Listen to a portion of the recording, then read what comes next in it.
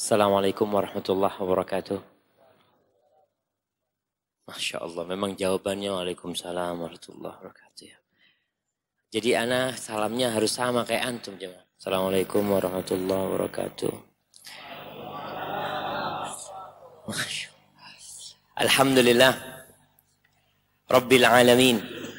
Segala puji bagi Allah, Rabb alam semesta ini. Dia pencipta kita, Dia pemilik kita, dan Dia yang ngatur urusan kita. Kita ada di tempat ini karena sejatinya memang telah dicatatkan buat kita untuk berada di tempat ini. Maka kita bersyukur Allah telah meletakkan kita di tempat baik bersama orang-orang baik dalam acara yang penuh dengan kebaikan. Allahumma salli wa sallim ala Muhammadin wa ala alihi wa ashabi ajma'in. Ya Allah, semoga salawatmu, salammu senantiasa kau curahkan untuk hamba kekasihmu, untuk Nabi kita Muhammad sallallahu alaihi wasallam, dan untuk keluarga beliau, dan untuk seluruh sahabat Nabi. Semoga Allah meridhai kita bersama mereka. Amma ba'd. Tadi jamaah Ustadz Edi menyampaikan tentang ucapan orang yang ketika kematian itu datang menimpa dia. Kemarin juga Ustaz Subhan menyampaikan tentang hal itu. Di surat Al-Mu'minun ayat 99. Dan selanjutnya nanti dibaca. Jadi kalau mau baca nanti surat Al-Mu'minun ayat 99 sampai 116 kira-kira. Allah menceritakan bagaimana tatkala kematian datang menjemput kita. Hatta idza jaa ahadahumul maut qala rabbirji'un. Ketika kematian itu datang, maka orang ini mengatakan, ya Allah, balikan aku. La'alli a'malu salihan fima taraktu. Agar aku bisa beramal saleh. Kembalikan aku sebentar. Atas apa yang aku tinggalkan. Jadi banyak orang mati ngenes ya maaf. Kenapa mati ngenes? Dia capek ngumpulin harta. Ternyata harta yang gak dia bawa mati. Dan anaknya ribut dengan harta yang ditinggalkan. Bagaimana tidak mati ngenes? Dia akan dihisap dengan setiap sen yang dia dapatkan. Sedangkan anaknya menikmati itu harta sebagai harta warisan. Ketika dihisap pada hari kiamat, umpamanya antum nih, bapak mati ninggalkan harta 500 miliar. Dibagi dua orang. 250 juta, 250 miliar, 250 miliar. Ketika ditanya pada hari kiamat, dapat dari mana kau uang 250 miliar? Apa jawaban sang anak? Warisan. Selesai. Memang dia dapat warisan. Tinggal nanti akan ditanya kemana disalurkan. Tapi orang tuanya yang mati itu, ketika dia dapat dari mana kau duit 500 miliar, itu akan dihitung. Aku dapat 100 ribu dari sini, aku dapat 25 ribu dari sini, aku dapat 2 ribu dari sini, dihitung semua. Makanya di sini orang itu kepingin dibalikin ke dunia. Agar dia bisa beramal soleh dengan harta yang dia tinggalkan. Lelah bertahun-tahun dia kumpulin. Kalau anaknya soleh, alhamdulillah. Paling tidak anaknya ya sepertiga dari harta orang tua diwakafkan umpamanya. Itu anak yang soleh. Maka kajian kita pada hari ini ya supaya kita bisa meninggalkan anak-anak soleh yang mendoakan kedua orang tuanya. Apa kata Allah? Kalla innaha kalimatun huwa qailuha wa min waraihim barzakhun ila yaum yub'atsun. Gak bisa dia balik. Gak bisa balik. Jamaah, kalau kita gak lulus tes tahun ini, mungkin kita bisa tes tahun depan. Umpamanya kita mau kuliah, anak-anak mau kuliah, gak lulus. Ada kesempatan tahun depan. Tapi ketika kita tidak lulus dalam ujian kehidupan ini, nggak ada kesempatan untuk balik. Nggak bisa. Karena udah selesai semuanya. Mau ngomong apa aja dia, mau nangis-nangis, mau apa. Maka Allah katakan, فَإِذَا نُفِخَ فِي الصُّورِ فَلَا أَنْسَابَ يَوْمَئِذٍ فَلَا أَنْسَابَ بَيْنَهُمْ يَوْمَئِذٍ وَلَا يَتَسَاءَلُونَ. Nanti apalagi kalau sudah kiamat, nggak ada lagi nasab tuh. Ini bapakku bisa nolong aku, ini kakekku bisa. Nggak ada nasab pada hari itu. Dan mereka juga tidak akan saling bertanya. Semua akan memikirkan diri sendiri. Kalau sekarang kan Masya Allah. Orang tua perhatian sama anaknya, anak perhatian sama orang tuanya. Tapi nanti ketika kiamat terjadi, nggak ada lagi jamaah.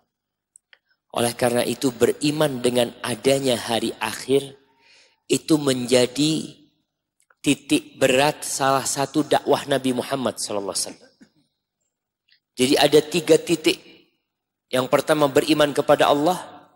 Yang kedua beriman dengan adanya hari kebangkitan. Yang ketiga beriman dengan kebenaran Rasulullah SAW. Kalau kita melihat dakwah Rasul SAW selama 13 tahun di Mekah. Itu titik beratnya adalah iman kepada 3 hal ini. Dan sering disebut tentang hari akhir. Bapak-bapak makanya usahakan menghafal juz amma. Juz amma itu 95% kira-kira adalah surat-surat yang turun di Mekah. Di situ jarang berbicara tentang hukum. Tapi berbicara tentang bagaimana keimanan seorang hamba tentang hari kiamat. Coba antum baca.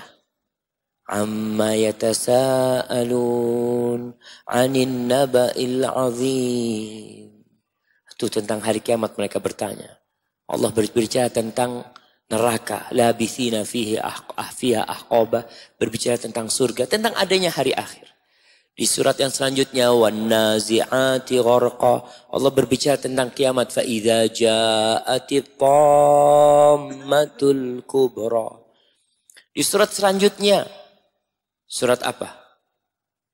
Abasa wa tawalla. Allah sebutkan fa idza ja'atis sakha.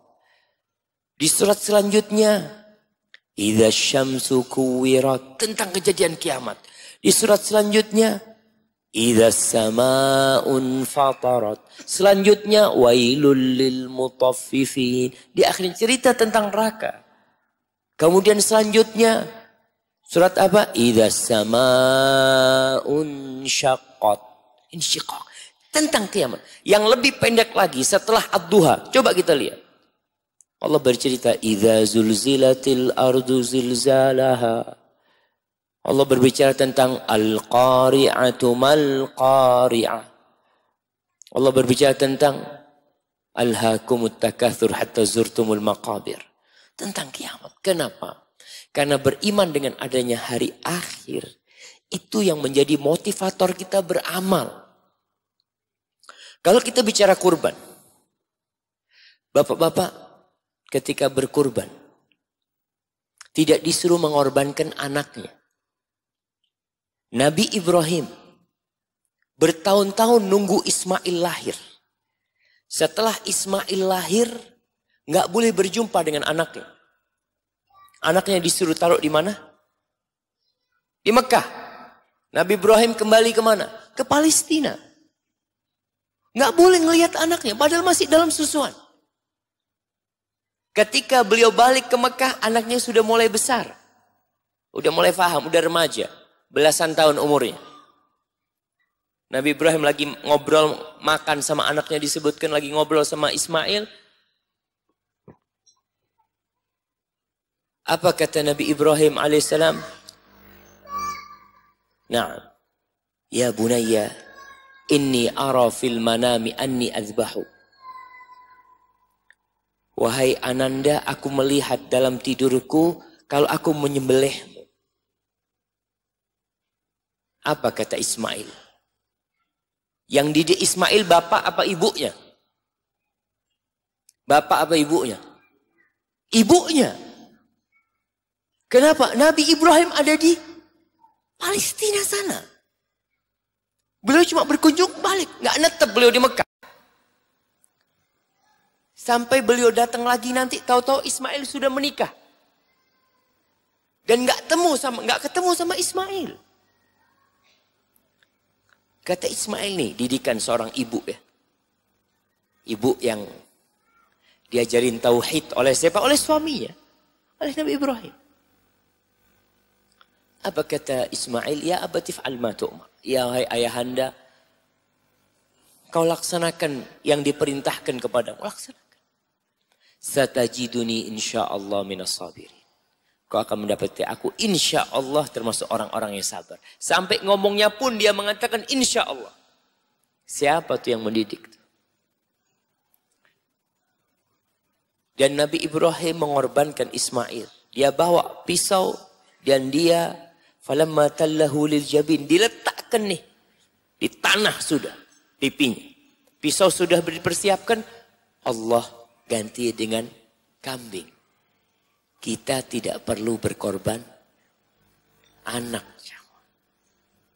Tapi kita diperintahkan berkorban hewan ternak.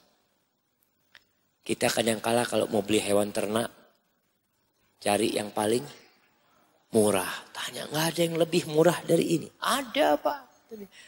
Iya nggak apa-apa, yang kurus-kurus nggak apa-apa. Kita bisa beli mobil yang mahal. Kita bisa beli gadget yang Masya Allah. Tapi kenapa tatkala untuk akhirat kita, mobil kita untuk dunia kita. Gadget kita untuk dunia kita. Kenapa ketika untuk akhirat kita, kita cari yang murah. Ada apa sama kita? Tadi masalahnya, keimanan dengan hari akhir belum tertancap di dalam hati kita. Salah satu yang perlu kita bicarakan adalah tentang api neraka. Ini selamatkan mereka dari api neraka. Bapak-bapak kalau dengar anaknya nangis, panggil nama ayahnya, Baba, ayah, ayah. Ini orang tua akan melepaskan segala sesuatu, dia akan lari untuk menyelamatkan anaknya. Dan ada sesuatu yang lebih dahsyat dari semua mara bahaya yang ada di dunia ini. Dari ular, dari air. Subhanallah, ada orang tua yang Anda ceritakan. Masuk kamar hotel, dia mau ngambil anduk buat anaknya, balik lagi anaknya sudah mengapung. Anaknya sudah mengapung di kolam. Bisa bayangkan antum. Dari air. Orang tua ingin menyelamatkan anaknya, ditungguin anaknya. Nyebrang anaknya ditungguin. Jangan sampai tertabrak. Tapi ada sesuatu yang lebih dahsyat dari segala azab yang ada di dunia ini.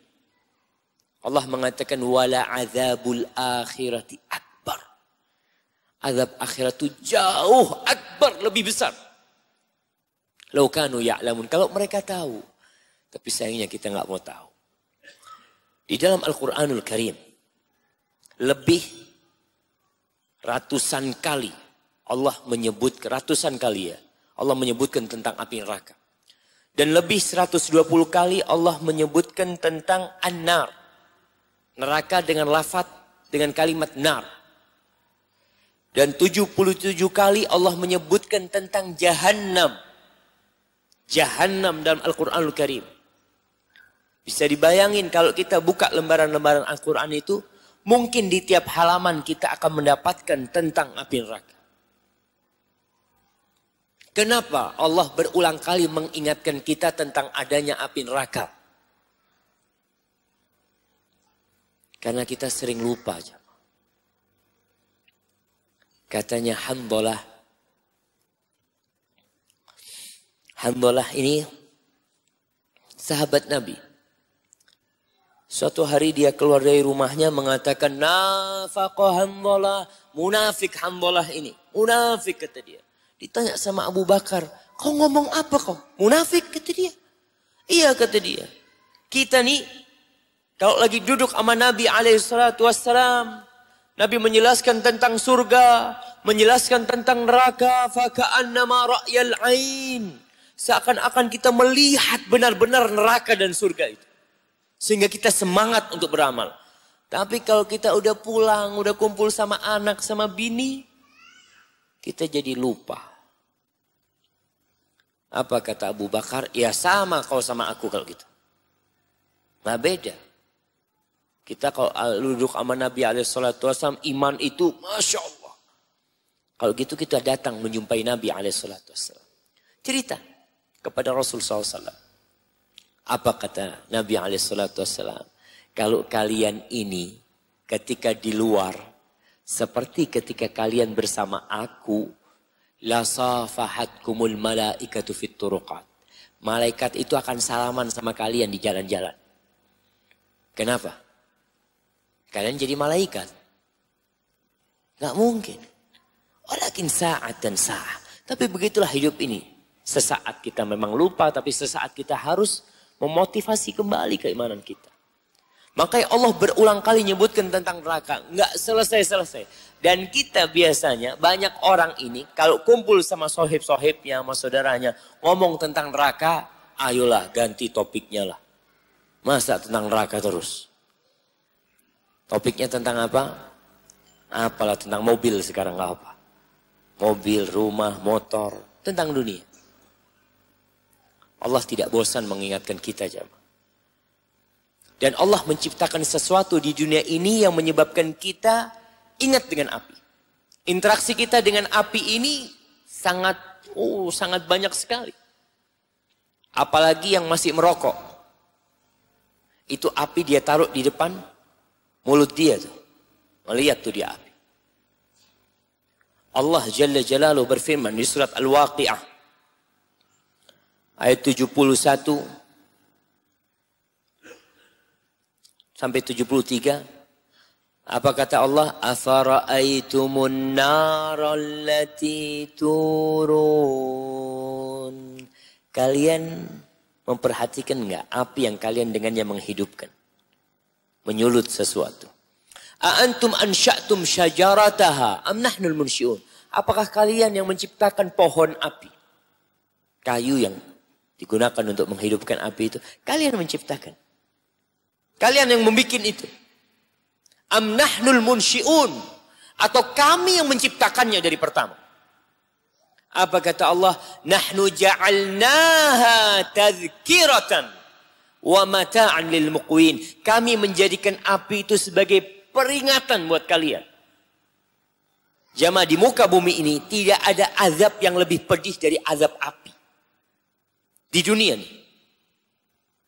Antum melihat orang tangannya masuk ke minyak 2 detik. 2 detik masuk ke minyak. Bisa diselamatkan. Kata Allah, kami jadikan api itu tazkirah. Peringatan buat kalian. Jadi ibu-ibu yang suka masak umpamanya. Ya wanita fitrah dia suka dengan penampilan dia. Dia ingin wajahnya putih, dia ingin wajahnya mulus, dia ingin wajahnya segar, tidak keriput ya. Ketika kau masak ikan, paling tidak kau ambil pelajaran. Gimana kalau wajahmu yang dimasukkan ke sana? Gimana kalau tanganmu yang tergoreng di sana? Bagaimana kalau minyak itu umpamanya panci atau wajan yang ada minyak di situ tersenggol kemudian tumpah ke kaki. Nahnu ja'alnaha tadhkirah, itu peringatan. Kadangkala letupan-letupan minyak itu kalau kena tangan langsung melepuh tangan itu. Bagaimana kalau kita di sana? Na'udzubillahi minan nar, jamaah. Maka tolong ketika berinteraksi dengan api ingat sama api neraka. Ada seorang tabi'in, Tawus. Ana terus terang cerita ini, ana berusaha cari di buku belum dapat. Tapi seorang syekh yang mengajar di Masjid Nabawi bercerita. Ustaz Tawus ini, kalau dia punya rumah, yang rumahnya itu punya pintu depan, pintu belakang. Pintu belakang itu lewat pasar. Yang pintu depan ya ke jalan langsung. Anak-anaknya itu memperhatikan kalau bapaknya ini lewat pintu belakang mesti malam itu nggak tidur nangis. Bingung anaknya ini. Lalu dia cari tahu, oh ternyata kalau lewat pintu belakang di situ ada warung yang jualan kepala kambing bakar. Kepala kambing itu dibakar. Jadi Taus kalau ngelihat kepala kambing dibakar tuh, dia ingat bagaimana kalau kepala dia yang dibakar di sana. Jadi malam hari dia nggak tidur. Dia kepikiran, ya Allah, apakah amalku cukup ya Allah? Kata dia, dosa-dosaku banyak ya Allah. Allah memberikan segala fasilitas sama kita. Syukur kita sama Allah sedikit sekali. Kadang-kala kita masih suruh sholat berjamaah berat. Sholat subuh berat. Tadi ada teman-teman dari Malang, dia membentuk forum ukhuwah untuk pemuda. Dia ngomong, Ustadz kita alhamdulillah punya gerakan sholat subuh berjamaah. Ana ngomong, antum kurang tepat. Ana ngomong, kalau mulai dakwah itu lewat yang paling mudah. Sholat subuh ini paling berat. Gerakan sholat maghrib berjamaah. Tuh mungkin anak-anak muda Ana ngomong. Orang yang tua-tua aja kadang-kala susah, apalagi yang muda. Itu tahu subhanallah jamaah. Jadi ingat, padahal dia seorang alim ulama jamaah. Maka ingat, api itu gunakan peringatan. Ketika antum lihat api membakar sebuah rumah atau apa, antum pikirkan gimana kalau antum bersama keluarga ada di dalam sana. Kejadian di London, kebakaran di apartemen. Ingat, beberapa waktu yang lalu. Bagaimana sikap orang tua menyelamatkan anaknya. Wallahi bayi itu dilemparkan sama orang tua dari lantai 17. Dia lemparkan, yang di bawah itu berusaha untuk menangkap itu bayi. Orang tua berpikir untuk menyelamatkan anaknya dari api neraka. Apakah kita sudah sampai ke situ? Ya mungkin antum belum kebayang. Maka kajian kita pada hari ini untuk mengingatkan dahsyatnya api neraka.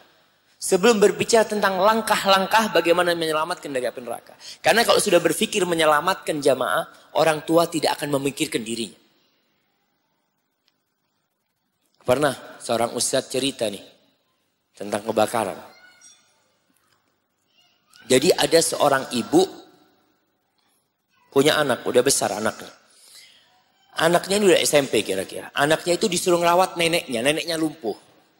Lumpuh neneknya. Suruh ngerawat neneknya. Si anak sudah mulai besar. Kenapa kok dia yang suruh ngerawat nenek? Dia ngomong, Ma, kenapa aku terus, Ma? Kakak dong sekali-kali. Masa aku terus yang ngerawat nenek?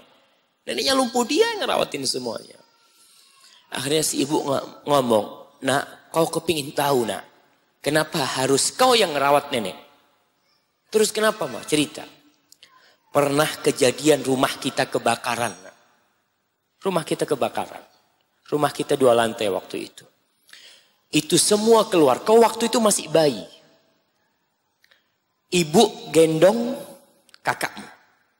Dan bapak gendong engkau. Kemudian kita turun sama nenek. Ketika sudah keluar, ternyata yang digendong ayahmu itu bantal dan bukan dirimu. Kau masih di dalam sana. Itu ketika tahu bahwa yang digendong bapakmu adalah bantal, nenekmu ini lari masuk ke dalam rumah itu untuk menyelamatkan engkau. Dia lari naik ke atas, nggak mungkin dia turun lewat tangga. Dia loncat dari loteng gendong engkau. Kemudian dia lumpuh selama-lamanya untuk. Apa enggak pantas engkau yang rawat nenek? Apa kata anak ini? Iya, Ma, aku akan merawat nenek. Jamaah, kita tahu dahsyatnya api neraka. Orang akan melakukan apa saja untuk menyelamatkan anaknya dari musibah dunia. Tapi kenapa dari musibah akhirat kita masih ya setengah-setengah? Berbincang tentang peringatan Allah agar kita takut dari api neraka. Allah sering kali dalam Al-Quran, diantaranya di surat Al-Baqarah ayat 24. Allah mengatakan, Fattakun nar. Kalian takutlah sama api neraka. Takutlah kalian sama api neraka. Allati waquduhan nas wal hijarah. Yang bahan bakarnya itu manusia dan batu. Artinya bahan bakar api neraka itu kita manusia jadi bahan bakar. Dan bebatuan itu jadi bahan bakarnya api neraka. Uiddat lil kafirin. Yang dipersiapkan untuk orang-orang yang kafir. Di surah Al-Lail ayat 14. Allah mengatakan, "Fa'andartukum naran talazza." Aku memperingatkan kalian dari api neraka yang membara. Itu peringatan mereka. Dan Rasul sallallahu alaihi wasallam pernah berceramah di Masjid Nabawi.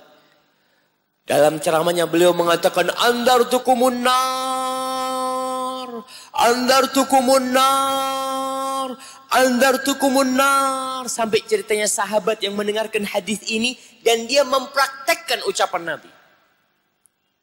Beliau mengangkat suaranya sampai keras. Kalau orang di pasar itu dengar suara beliau.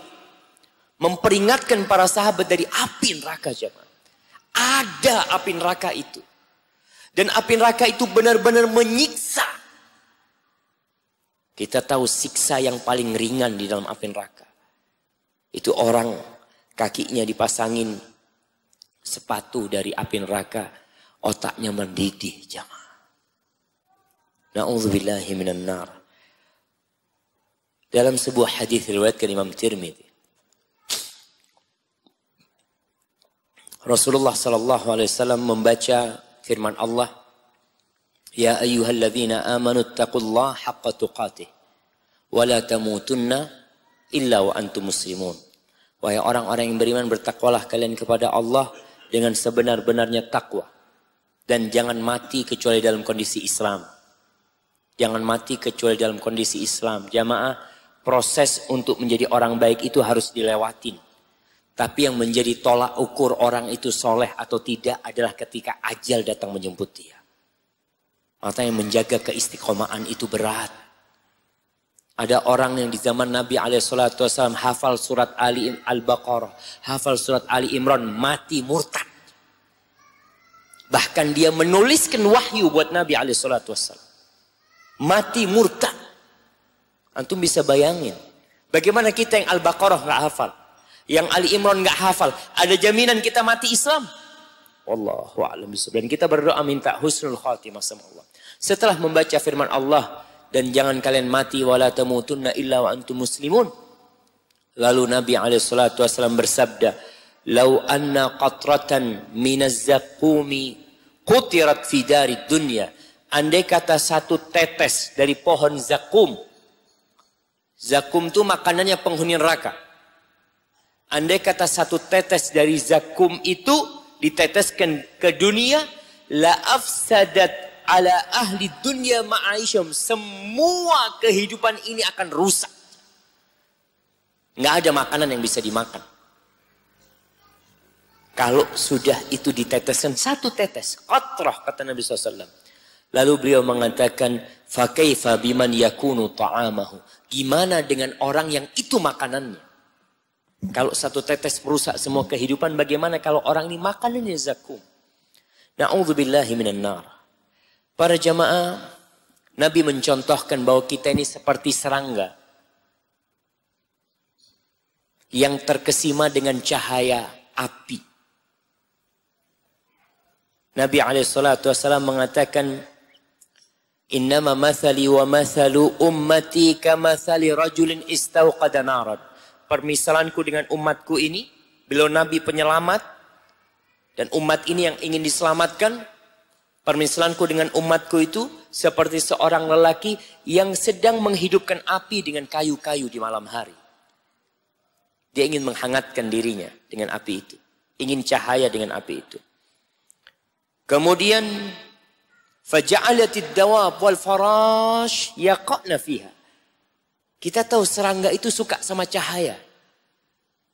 Maka serangga-serangga itu pada datang ke api itu terjun bebas ke sana.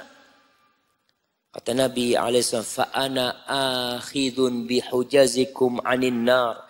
Aku pegangin nih pinggang kalian supaya kalian gak masuk neraka. Wa antum taqahamuna fiha. Dan kalian masuk ke dalamnya. Maksa masuk ke dalam neraka. Aku pegangin kalian. Dan benar Nabi memegangin kita jamaah. Dengan ajaran-ajarannya. Beliau mengatakan lakukan ini, laksanakan ini. Tinggalkan itu. Sejatinya semua itu untuk menyelamatkan kita dari api neraka. Ketika turun firman Allah di surat Asy-Syu'ara ayat 214. Allah mengatakan wa anzir ashiratakal aqrabin. Dan berikan peringatan kepada kerabat-kerabat dekatmu. Nabi SAW beliau naik ke Bukit Safa. Beliau panggil orang-orang Quraisy secara umum dan secara khusus. Artinya dipanggil dengan nama-nama dan dipanggil secara Quraisy, nama umum mereka. Fajtama'u, mereka kumpul semua. Ketika kumpul, Nabi mulai mengatakan kepada mereka, ya Bani Ka'ab bin Lu'ay, anqidhu anfusakum minan nar.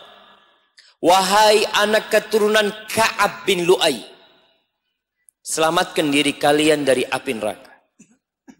Kemudian Nabi mengatakan, ya Bani Murrah bin Ka'ab. Ka'ab bin Lu'ay, Ka'ab punya anak namanya Murrah. Maka Rasul SAW mengatakan, ya Bani Murrah, wahai anak keturunan Murrah bin Ka'ab bin Lu'ay, selamatkan diri kalian dari api neraka. Ya Bani Abdi Syams, anqidhu anfusakum minan nar. Ini berbicara tentang anaknya Murrah. Wahai Bani anak keturunan Abdi Syams, selamatkan diri kalian dari api neraka. Wahai anak keturunan Abdi Manaf, selamatkan diri kalian dari api neraka. Lalu turun lagi, ya Bani Hashim, anqidhu anfusakum minan nar, selamatkan diri kalian dari api neraka.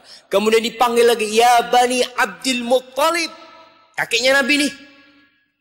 Wahai anak keturunan Abdul Muttalib, selamatkan diri kalian dari api neraka. Lalu beliau memanggil putrinya, ya Fatimah binti Muhammadin, anqidhi nafsaki minan nar. Wahai Fatimah, selamatkan dirimu dari api neraka. Fa inni la amliku lakum minallahi syai'. Aku nggak punya apa-apa yang bisa menyelamatkan kalian dari api neraka. Nggak bisa. Itu Nabi mengatakan hal itu. Kita orang tua, sudahkah seperti itu? Menanamkan kepada diri anak kita tentang adanya api neraka. Dan apakah kita sudah menyelamatkan diri kita sendiri dari api neraka? Jamaah rahimakumullah. Memperingatkan orang dari api neraka, itu tugas kita bersama. Antum nih sekarang yang ada di tempat ini, jadilah orang yang berilmu dan mengamalkan ilmu tersebut. Karena orang beriman itu mewarnai dan bukan diwarnai. Kita punya jemaah haji yang jumlahnya 200.000, Masya Allah banyak banget. Tapi kadangkala warna mereka tidak jelas di negeri kita. Sudah berapa tahun? Kalau 10 tahun kali 200.000, berapa juta jemaah Indonesia yang sudah berhaji? 2 juta kira-kira. Seharusnya warna itu jadi indah. Dan dulu Belanda paling takut sama jemaah haji. Paling takut dia perketat visa haji. Bukan visa dulu ya, apa istilahnya? Paspor juga nggak tahu kita waktu dijajah Belanda itu. Paling takut. Kenapa? Nih orang kalau pulang haji, bahaya dia. Dia akan memberikan pencerahan kepada penduduk Indonesia. Sekarang 200.000, mana pencerahan? Ada pencerahan itu, tapi mungkin tidak besar. Maka paling tidak antum yang ada di sini yang nggak berangkat haji, pulang bisa memberikan pencerahan kepada mereka. Malik bin Dinar, seorang tabi'in, dia mengatakan, kita lihat antum kalau punya duit, cobalah berangan-angan seperti Malik. Malik bin Dinar mengatakan, "Law wajadtu a'wanan lanadaitu fi manaril Basrah bil lail." Andai kata aku punya teman-teman yang menolongku, punya anak buah, maka aku akan menyeru di menara Basrah. Jadi kota itu berarti ada menara-menara pos-pos ya, yang tinggi biasanya, yang digunakan untuk api. Kadangkala itu sebagai tempat pengintaian di benteng-benteng. Ini Malik bin Dinar mengatakan, kalau aku punya anak buah, aku akan menyeru di menara-menara itu di malam hari. Aku akan katakan an-nar, an-nar. Pokoknya ada orang lewat, aku akan katakan an-nar. Hati-hati sama api neraka. Selamatkan diri kalian dari api neraka. Dia mengatakan itu. Ini cita-cita jemaah. Cita-cita seorang mukmin. Orang kalau punya niat baik, Allah tulis kebaikan.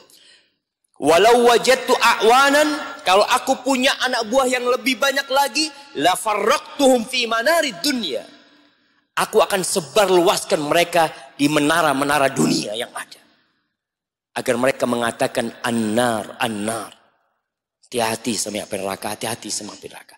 Sekarang jamaah, kesempatan ini ada. Lewat apa? Lewat banner-banner. Yang punya duit bisa sewa tuh di pinggir jalan. Kan ada tempat iklan. Tempat iklan yang ada enggak yang mengingatkan kita dengan api neraka? Yang ada membuat kita masuk neraka. Iklan-iklan macam-macam. Ana bingung, ada iklannya kulkas. Di Jember itu besar banget. Di tengah kulkas itu ada perempuan. Dengan pakaian separuh telanjang. Ana ngomong apa hubungannya kulkas sama perempuan ini jemaah? Kira-kira yang bisa menafsirkan dapat hadiah. Nah, ibu-ibu. Nah, biar ibu-ibu. Ibu-ibu, kenapa kok iklannya kulkas ada perempuannya? Apa sih hubungannya? Ana nggak ngerti ini. Mic-nya kasih ke ibu-ibu. Satu taruh di ibu-ibu mic-nya. Nah, Ana lihat sudah mulai merem-merem jemaah. Ada yang khusyuk banget. Ya Ustaz. Ya Ustaz. Awalnya goyang-goyang kepalanya. Lama-lama diem jemaah. Baik, barakallahu fikum. Silakan ibu. Nah, hadiahnya udah dikasih. Assalamualaikum. Waalaikumsalam warahmatullahi wabarakatuh. Insya Allah mungkin maksudnya untuk menarik perhatian barangkali Pak Ustaz. Masya Allah. Untuk narik perhatian. Jadi bapak-bapak ini suka ngelihat yang kayak gitu ibu ya? Kalau bapak-bapak yang kurang beriman barangkali. Masya Allah, Masya Allah. Jadi memang iklan itu untuk yang kurang beriman gitu ya. Yang beriman aja masih tergoda ibu-ibu. Apalagi yang kurang beriman. Nah, Nabi SAW mengatakan, Ma taraktu fitnatan asyadda ala rijal minan nisa. Aku tidak meninggalkan fitnah yang lebih dahsyat buat kaum lelaki lebih daripada wanita. Maka kita yang punya duit kalau bisa pasang iklan api neraka. Karena ada orang-orang yang mulai tidak percaya dengan api neraka. Bahkan mengatakan itu hanya ramalan belaka. Enggak. Kita percaya ada api neraka. Dan kita sebarkan jamaah. Yang punya duit. Antum akan dapat pahala jamaah. Bagaimana apalagi kalau antum pasang iklan yang bergerak. Biasanya di perempatan-perempatan itu ada yang monitor besar. Yang iklannya Allahu Akbar. Di Jember itu iklan yang paling besar rata-rata rokok. Dan iklannya pemuda-pemuda yang sehat-sehat. Padahal yang rokok sudah sakit-sakitan jamaah. Itu iklannya masih yang loncat dari kapal. Yang Allah sudah. Sekali-kali antum punya duit iklan di sana api neraka. Kira-kira boleh enggak jamaah? Ana enggak tahu. Insya Allah boleh lah. Yang penting kan bayar. Di Batu ini ada iklan masalah sodako. Ada iklan besar-besar. Kita kalau punya duit berikan. Mungkin Ustaz Ana nggak bisa berdakwah Ustaz dengan lisanku.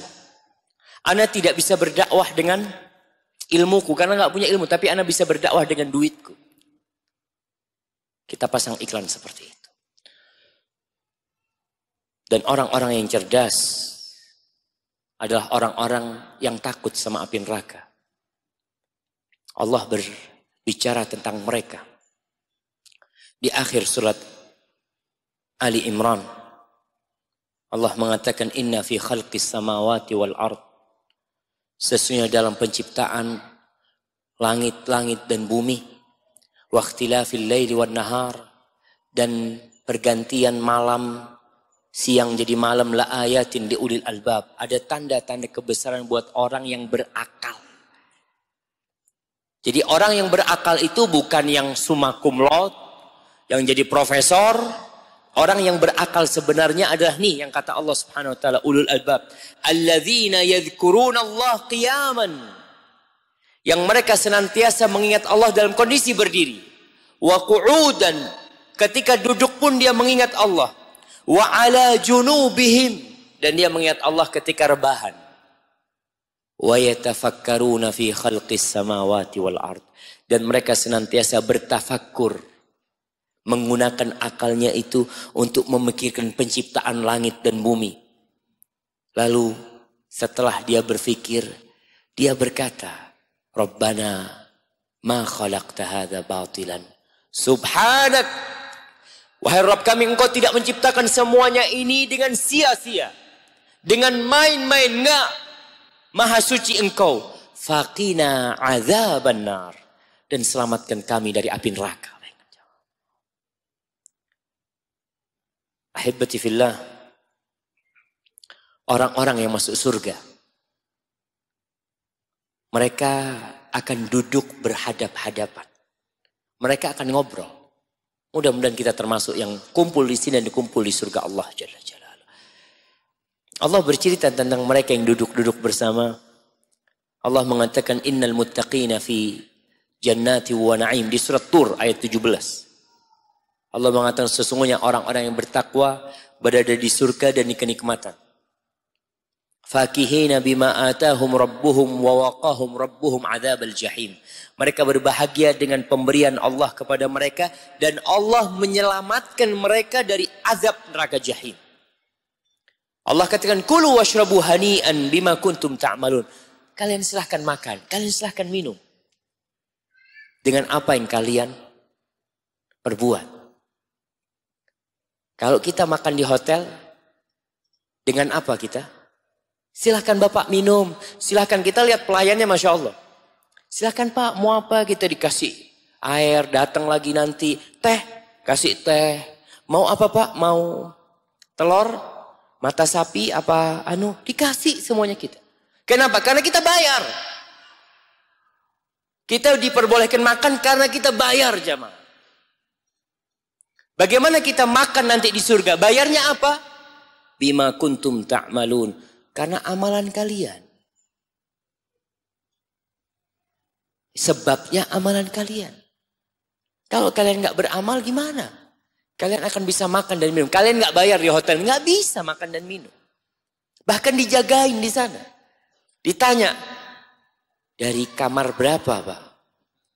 Takut ini selundupan ini kayaknya, ngelihat wajah-wajahnya kayaknya wajah yang nggak bayar ini mungkin. Ditanya kamar berapa kata dia. Kita makan semuanya. Bagaimana dengan surga Allah yang luasnya seluas langit dan bumi? Allah katakan muttaqiina ala sururin masfufatin. Mereka Masya Allah duduk di ranjang-ranjang yang didipan-dipan, yang tertata dengan rapi. Wa zawwajnahum bihurin 'ain, dan kami nikahkan mereka dengan bidadari-bidadari. Antum berangkat ke hotel, istrinya ganti apa tetap? Tetaplah, ya Allah ini terus, ya Allah sampai kapan ya? Sampai surga insya Allah. Nah, sampai surga insya Allah. Kita berdoa. Tapi nanti di surga Allah nikahkan istrimu yang di dunia kau bawa masuk. Insya Allah. Dan kau akan ditambahin nih dengan bidadari-bidadari yang lainnya.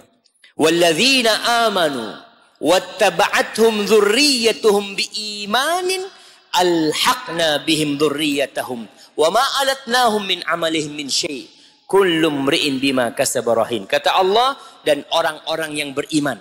Nih syaratnya masuk surga. Dan orang-orang yang beriman dan diikuti oleh anak keturunannya yang beriman, kita akan kumpulkan mereka bersama keluarga mereka di surga. Tanpa mengurangi amalan yang lebih banyak. Kalau umpamanya bapaknya masuk surga di tingkatan nomor 7. Anaknya di tingkatan yang paling rendah. Allah akan kumpulkan nih anak sama bapaknya. Kenapa? Karena kebahagiaan orang tua tidak akan sempurna jemaah. Ketika dia nggak jumpa sama anaknya. Dia kepingin anaknya kumpul sama dia. Dan Allah kumpulkan. Tanpa mengurangi amalan yang lebih tinggi. Di antara mana kumpul itu para ulama menjelaskan anak bisa berziarah ke bapaknya. Jadi kalau sekarang ada silaturahim, di surga pun ada silaturahim. Silaturahim untuk menambah kebahagiaan. Dan kata Allah, semua itu ya orang akan tergadaikan dengan apa yang dia lakukan. Setelah itu di ayat 25. Allah menceritakan bagaimana obrolan penghuni surga. Wa aqbala ba'duhum ala ba'din yatasaalun. Maka mereka satu sama lain akan saling bertanya. Kayak kita kalau kumpul, Masya Allah Bapak dari mana? Oh saya dari tempat ini, dari mana? Akan ada obrol. Di surga kan ada tanya, Bapak dari mana? Bapak kok bisa masuk surga nih? Gimana ceritanya? Akan ada omongan itu. Mereka akan saling bertanya. Apa jawaban mereka? Qalu inna kunna qablu fi ahlina musyfiqin. Iya kita dulu waktu dunia, di keluarga kita nih kita takut sama api neraka. Kita takut pada waktu hidup di dunia. Famannallahu alaina wa waqana adzabas samum. Lalu Allah kasih karunia-Nya sama kita dan Allah menyelamatkan kita dari azab neraka itu. Jadi rasa takut kepada neraka itu sudah ada di dunia. Kalau orang yang tidak takut, yaitu sebagian orang kalau ustadznya ceramah tentang neraka kadang-kala, aduh ini ceramahnya terlalu keras ini. Cobalah tentang yang enak-enak Ustaz, tentang surga. Iya, berbicara tentang surga. Tapi kita juga berbicara tentang neraka supaya takut dengan api neraka. Jamaah rahimakumullah, kita kalau ingin bersama-sama menyelamatkan keluarga dari api neraka, maka orang tua harus menyamakan visi dan misinya. Bapak ibu harus satu komando. Tapi kalau di rumah tangga itu ada dua komandan, bisa jalan enggak? Nggak bisa jalan. Nah koda tuh harus satu. Yang satunya apa namanya? Kalau ada pilot yang satunya co-pilot umpamanya. Harus ada itu. Tapi kalau dua-duanya pilot nggak nyambung. Makanya orang tua, bapak ibu ini harus menyamakan visi dan misinya. Apakah visi dan misinya untuk menyelamatkan anak dari api neraka atau untuk hidup selama-lamanya di dunia? Karena ada orang yang visi misinya kata Allah, wailul likulli humazatil lumaza alladzi jama'a malan wa 'addadah. Yang kerjanya cuma ngumpulin harta dan menghitungnya. Ada keluarga yang visi misinya dunia. Jama'a malan, ngumpulin fulus. Fulus tumpuk lagi, tumpuk lagi. Dihitung berapa sekarang? Atau orang yang kerjanya cuma berangkat ke ATM. Masukin apa ATM, dilihat jumlah saldo, seret. Dia nggak mau ngambil duit, dia mah enggak. Cuma kepingin ngecek aja. Oh alhamdulillah. Besok pagi lagi datang. Udah masuk belum yang saham di sana tuh? Sana. Oh Ustaz, sekarang nggak pakai ATM Ustaz. Pakai apa? Apa istilahnya? Mobile banking itu mungkin. Dia tinggal mau tidur dilihat, seret. Alhamdulillah. Pagi buka lagi. Alhamdulillah tambah. Nggak diapa-apain duitnya cuma. Kalau orang butuh duit, pantas mikir duit. Artinya antum umpamanya, ana nih mau beli kurban, tapi fulus belum masuk, pantas. Antum ngelihat duit itu pantas karena ada yang sedang dilakukan. Ada orang yang sudah duitnya nggak kepake tuh duitnya cuma. Jadi dia ini kalau dipikir untuk fulus, untuk makan 7 keturunan cukup. Terus apa kerjaan dia? Ya tadi cuma jama'a malahu wa 'addadah. Kenapa? Yahsabu anna malahu akhladah. Dia mengira fulusnya ini bisa menambah umur dia. Dia bisa hidup abadi di dunia. Lah, jemaah. Makanya kalau rumah tangga itu visi dan misi nggak sama, kesian sama anak-anak. Kalau visi misinya dunia, anak-anaknya ya jadi ke dunia. Tapi kalau visi misinya adalah akhirat, insya Allah anak-anaknya akan ke akhirat. Rasul Shallallahu Alaihi Wasallam, beliau sempat ada perbedaan visi dan misi sama istri-istrinya. Ibu-ibu ya, ibu-ibu ketahuin, istri-istri Nabi itu mendampingi Rasul Sallallahu Alaihi Wasallam susah. Kira-kira 4 tahun pertama atau 5 tahun pertama ketika hijrah, Nabi itu sering berpuasa Sallallahu Alaihi Wasallam karena tidak ada makanan. Beliau tanya ke rumah istrinya, ada yang bisa dimakan? Nggak ada kecuali air. Apa kata Nabi SAW? Kalau gitu hari ini aku puasa. Nabi bukan mau riak. Bukan. Nabi ingin mendidik istrinya. Istrinya tahu, mungkin kalau antum sekarang datang ke istri, Dek, ada yang bisa dimakan hari ini? Lalu istrinya ngomong, nggak ada mas, beras udah habis. Lalu sampean ngomong, kalau gitu aku berpuasa dek ya. Iya kau berpuasa, kita gimana nih? Nah kadang-kala seperti itu. Kita insya Allah nggak sampai seperti itu jamaah. Tapi Nabi sering mendidik istrinya. Berarti istrinya pernah Nabi SAW malam hari. Yang ada tamu tuh. Habis Isya. Beliau kedatangan tamu. Yang disebut tamu ini jamaah. Dhaif dalam bahasa Arab itu. Lebih identik kepada tamu yang dari luar kota. Kalau yang dari dalam kota. Tidak disebut dhaif. Tapi disebut zair. Sedang berkunjung. Ziarah. Tapi kalau tamu yang haknya 3 hari 3 malam tuh. Itu tamu yang dari luar kota. Yang kita harus kasih tempat tinggal. Kita harus kasih makan. Nabi kedatangan tamu SAW. Beliau kirim nih. Orang ke rumah istri-istrinya. Semua istrinya jawabannya satu. Tidak ada apa-apa kecuali air. Di rumah istri-istri Nabi SAW. Akhirnya Nabi habis Isya mengatakan man yudhaifu dhaifa Rasulillah SAW. Siapa yang mau ketamuan tamunya Rasul SAW? Kata sahabat, ana ya Rasulullah, aku Rasulullah. Habis Isya dibawa nih, yuk kau ke rumahku. Sampai rumahnya ngomong sama istrinya nih. Nih, akrimi dhaifa Rasulillah SAW. Kau hormatin tamunya Rasul SAW. Apa kata istrinya? Bang, di rumah gak ada makanan bang. Gimana kau tadi? Ada makanan anak-anak, ya udah. Anak-anak kau ajak main sampai tidur. Lalu makanannya kasih kentang. Susah hidup mereka. Ketika mulai dibukakan pada waktu itu Khaybar. Ketika mulai Islam ini agak enak hidupnya. Istri-istri Nabi SAW dikasih makanan setahun. Tapi mereka hidupnya tetap sederhana. Mereka ingin hidup mewah. Ada keinginan penampilan macam-macam lah.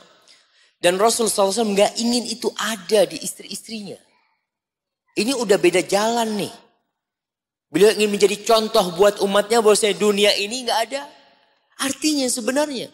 Boleh kaya, tafadhol. Mau mewah, tafadhol hidupnya. Tapi jangan lupa sama Allah Jalla Jalla. Nabi ingin memberikan pelajaran. Akhirnya Nabi sempat mendiamkan istrinya. Memboikot istrinya 1 bulan. Tidak dikumpulin. Nabi itu tidak tidur di rumah istri-istri. 1 bulan. Sampai ada berita di kota Madinah bahwa Rasul SAW telah menceraikan istri-istrinya. Umar datang mempenanyakan hal itu. Kata Nabi, la SAW, aku tidak menceraikan istri-istriku. Akhirnya setelah sebulan, Nabi mendudukkan istri-istrinya. Satu persatu. Atas perintah Allah. Di surat Al-Ahzab, ayat 28 sampai 30. Ini Allah memerintahkan kepada nabinya untuk mendudukkan istri-istri. Allah mengatakan, ya ayyuhan nabiyyu qul li azwajik. Wahai Nabi, katakan kepada istri-istrimu.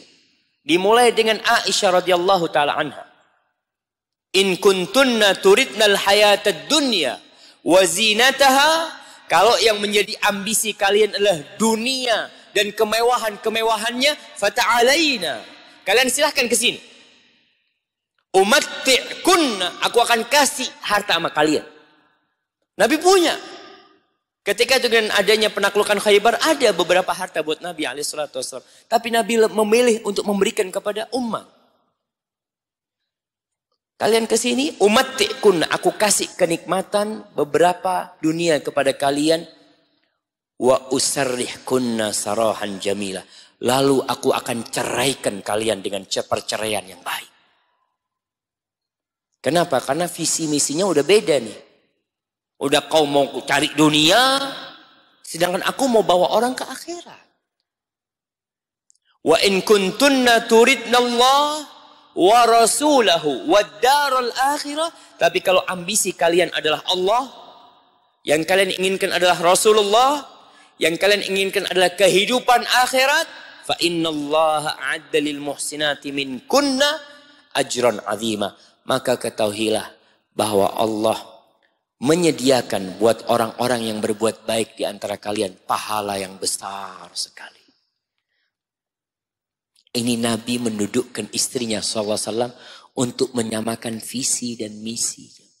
Kita kadang kala visi dan misi nggak sama. Atau awalnya visi misinya sama, cari dunia. Di tengah jalan si istri dapat hidayah. Datang kajian. Akhirnya ngomong sama suami, Mas, kayaknya anak kita gimana kalau kita masukkan ke pondok tahfidz Al-Quran Karim? Aduh, janganlah. Kenapa, Mas? Aku nggak ingin anakku hafal Quran. Nanti susah di rumah. Ini haram, itu haram. Aduh, susah lah. Yang umum-umum aja, kata dia. Ada yang seperti itu. Dia takut. Ketika anaknya itu nanti ngerti agama, aduh, banyak yang nggak boleh. Berarti visi dan misi nggak sama. Gimana kalau udah di jalan? Ya, nanti kita akan bicarakan hal itu. Bagaimana apabila visi dan misi tidak sama? Jamaah, sekarang ini udah jam 1.30, waktu anak kayaknya udah habis. Kita akan makan. Ada tanya jawab. Insya Allah nanti habis asar. Jam berapa kita kumpul lagi? Masya Allah. Ini MC-nya. MC dadakan kayak gini nih jamaah.